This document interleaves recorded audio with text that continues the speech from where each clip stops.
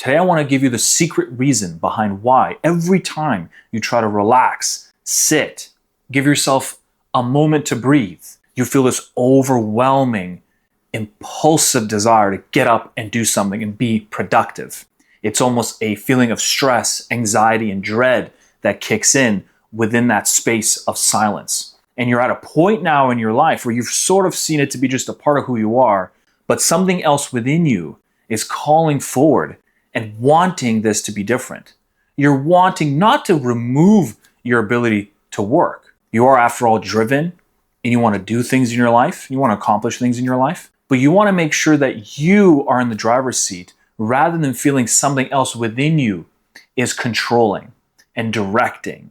So let's now discuss that secret reason. And with that, I'm just going to talk about hustle culture for a moment. You look at, in our Western world, the way we perceive hustle culture as a virtue, as a strong value, one of the highest. If things aren't working in your life, then you're just going to have to grind through it, apply discipline, consistency, allow yourself to suffer until you can accomplish the goal that you want. This isn't to say that pursuing something and having discipline and consistency is a bad thing, but like anything, as I've said in other videos, when you push something to its extreme, it will invert, it'll U-turn and come back at you. And hustle culture, what it does essentially is it mitigates emotion. You can't really apply emotion. You have to forget your past. And in some way, you have to try to be just sort of lasered in, remove the peripheral vision, and just bulldog your way forward. Of course, applying strategy, tactics, all the bells and whistles. But fundamentally, it's about bringing yourself some suffering so that you can get a reward at the end, which is fine. But what happens when you tighten that view so narrow and you avoid your past? You avoid embracing the emotions that you're feeling and understanding what's going on within you. Your past, your stories, your upbringing will follow. It will sit in your unconscious mind, the part you can't perceive, you can't see, and when you're made unaware of it, it will function on autopilot.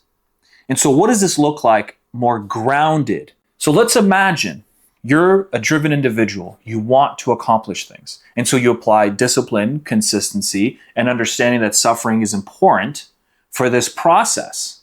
After all, if we just sit back and relax and do nothing, we won't just have things fall on our lap as much as we want to. But if you've been wrestling with a story your whole life, self-worth, conditional love, that perhaps you will be deserving of love, deserving of admiration and friendship, or maybe even just being accepting of yourself, only if you're productive, only if you succeed, only if you identify with the archetype. And what is this archetype? Well, if you're in the West, which most of my viewers are, the archetype of the hustler, the person who grinds, the Alex Hormozy type-esque. Not to say anything bad about him. I really love his content. It's really good. However, there is the shadow aspect of it. If you are unintegrated internally, these stories and these memories will come surfacing up in action, in thoughts, in images, what I call loop patterns. And if you actually want to watch the full breakdown of my loop pattern videos, you can click right over here. It'll pop up on the screen, either here or here. I always get mixed up on these things, where to point. Hustle culture has masked running away from your internal shadows beautifully. Discipline, consistency, work ethic are fantastic things. But when you put them side by side and you look at one aspect of you that is not contending with your past, with the stories and dialogues that run in your head, and you simply ignore them and you don't try to understand them, then what you will need to do is stay busy and using that innate drive that you have to fuel this sort of numbness or ignoring, simply just ignoring what is going on. And this is why when you sit down and you're trying to give yourself a moment, everything starts bubbling up to the surface. Feelings of stress, anxiety, nervousness, dread, fear start to come up, and they hijack your emotions. They hijack your thoughts. You start to maybe think things. You're a loser if you sit around. Only failures do nothing. Only lazy people aren't productive. And so when you get put in that spin, you need to get out of it. So what you end up doing is getting up and doing the same thing, giving yourself tasks no matter what.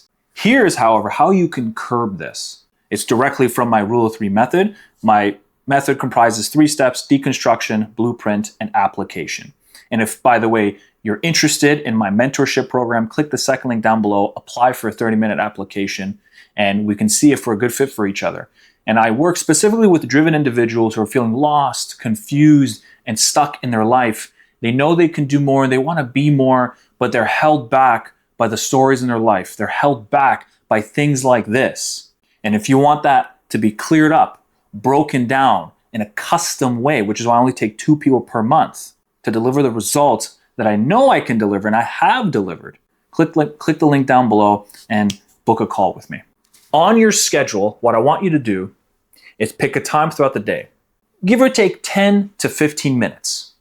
Just pick a time anywhere you want. It doesn't really matter. Within that 10 to 15 minutes, you're going to put away your phone. You're going to turn the TV off. You can be in your room. You can be outside. It doesn't matter. You just need to be isolated. Once you are now isolated, I want you to sit and wait.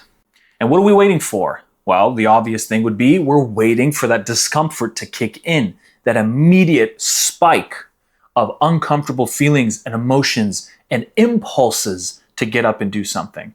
But you are going to sit through it. And you are going to sit through it with what I call the hero's stance, which is actually in my free guide down below. I have oftentimes people tell me that the free guide, typically they've had to pay for it, but I provide it absolutely for free. So first link down below.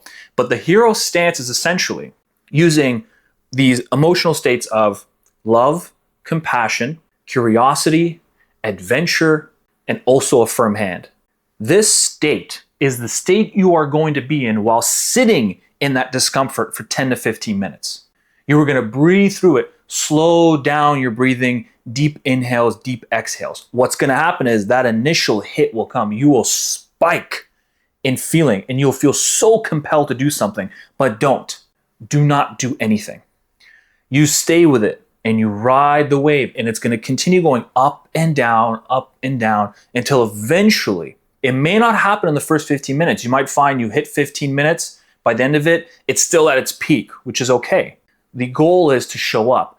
Now consistency can pay off because we're using that same modality, that same being that you are driven, but now pointing it towards a healing practice. So it's okay. Now consistency can really, really pay off and not hurt you. And so apply that consistency every single day. What you'll eventually notice is you will be able to actually not just go up on that emotional spike. The thoughts will start running. The words, the images, moving pictures will start going. But that's okay. From the internal, staying in your center, observe what's happening. Just look at it and let it play out. You will notice it'll eventually come down. After a couple weeks of practice, you will start to notice a few things. You will first start to notice that you can actually sit with yourself. Then you will start to notice that at the end of that spike, it eventually comes down. And so you're able to experience your worst fear and realize you were strong enough to actually sustain it and now get to a place of more baseline again. And then third, this is the most important thing, you will start to notice the repeated thoughts, the repeated words that come up. That deeper story that's been causing all this to snowball. The story that you've been needing conditional love. The story that only when you're successful are you worthy of your own love and your own acceptance. And when you get to that point, that is when the real work genuinely begins. This is where my Rule of 3 method applies. The deconstruction portion, where we can get to the base, the stories that have been driving you this whole time. Understanding their context, how they apply, how they've been affecting you. Because by gaining conscious awareness of it, it'll remove its power and give you more ability to see what's going on, in order to then move to the blueprint phase, a custom made plan to build your foundation so that your drive no longer is something that is controlling you, but rather the individual who works in relationship with it. Because I'm not here to say you are going to control and dominate it. That's not the game you want to play, because that will fail eventually. It is a relationship, an ongoing, maintained relationship. And that is the blueprint phase, the work that I provide and the strategies and philosophies and concepts that I've been working on for a long time. And then we move to the application phase where we actually begin to apply it and optimize along the way. This is a 6-month program. It's intensive. It's not easy, which is why I only take 2 people per month. But if this is resonating with you and you are tired of this game and you want to get to the point where you feel aligned and whole and now driven from that place, click the link down below, apply for a 30-minute call. It would be my absolute pleasure. Thank you very much, and I'll see you on the next video.